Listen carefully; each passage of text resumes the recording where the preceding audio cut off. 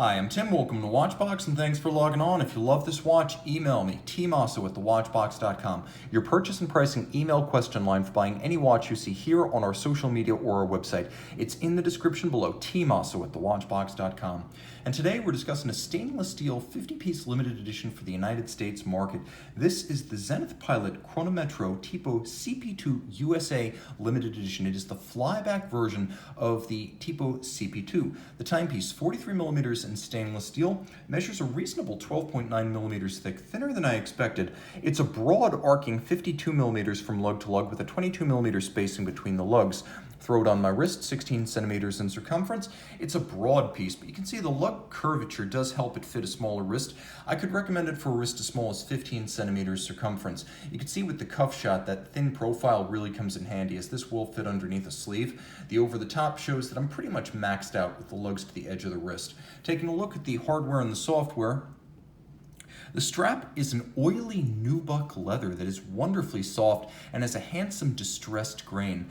It's supple, almost as though it's preconditioned to feel velvety. There's a contrasting stitch in white and red to go with the blue of the strap. This is a USA edition. And you can see on the reverse side, there's vulcanized rubber to separate the oils, moisture, sweat, and grit of the wrist from the leather for longer wearing durability. A simple Zenith pin buckle for easy on-the-fly adjustments. And then you can see the timepiece features a commemorative case back. It's the US Special Edition of 50 pieces. It is made of stainless steel. It is 100 meters water resistant, and you have the American flag inset on the rotor. Turn it over to the dial side, and you can see that it is just as patriotic. Now, any country with red, white, and blue colors can actually wear this watch with confidence and pride, and that doesn't rule out just about anyone, including rivals, including Russia. You can wear this as a Russian enthusiast. It's red, white, and blue. As a Dutch enthusiast, as a British enthusiast, it works on all counts. The case is all of high polish, and as you can see, there's a little bit of a transitional molded or stamped bevel in the case flank. The pump-style pushers are appropriately vintage. The watch itself references a model made for the Italian military and retailed by a vendor named A. Corelli from 1965 to 1970. So that's where the look of this watch, as well as the nomenclature, comes from. You can see that the bezel itself has a knurling outboard, and then inboard an anodized blue track. It is a pilot's bezel, which means it moves in both directions. You can line it up with the minute hand for timing, and this is quite convenient since the chronograph only registers up to 30 minutes.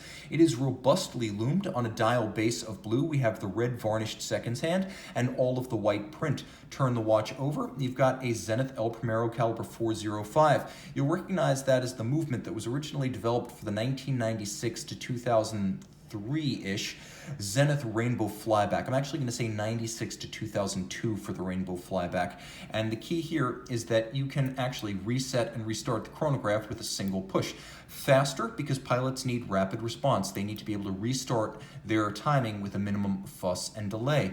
Now, of course, you have the American flag in the Zenith star on the rotor, pivoting on 31 jewels. This is the same basic movement that was also used as the base caliber for the Rolex Daytona from 1988 to 1999. It beats away at 36,000 vibrations per hour, or 10 beats per second, which is why it has a smoother sweep than a conventional chronograph seconds hand. The timepiece, 100 meters water resistant, is a very sporty watch, and the architecture of the chronograph is very traditional. As you can see, there is a lateral clutch moving away from and into contact with the driving center wheel. There is a blued column wheel, and you can see it, you can feel it, you can hear it. It's the traditional way to make a chronograph. And the El Primero, of course, back in 1969 was the world's first integrated automatic high-beat chronograph. Now, you do have an array of finish. You have satination on the silver, steel components of the chronograph. You have Côte de Genève on the rotor. You have engine turning on the bridges, and you have two types of screws, both blued and polished. And you can see that they serve different purposes, as the blued screws are used for adjustment of the mechanism, and the polished screws are used for physical assembly, things that have to be kept in place. So fixture screws are silver for your watchmaker, and blued screws are there to color key the different roles of the different screws. The watch has just about every feature you could like except for hacking seconds, but then again, you can basically just, for short intervals, treat the center seconds of the chronograph as your seconds hand if you desire. Email tmosso at thewatchbox.com for purchase and pricing details. And we're back with the Zenith Chronometro USA edition by night.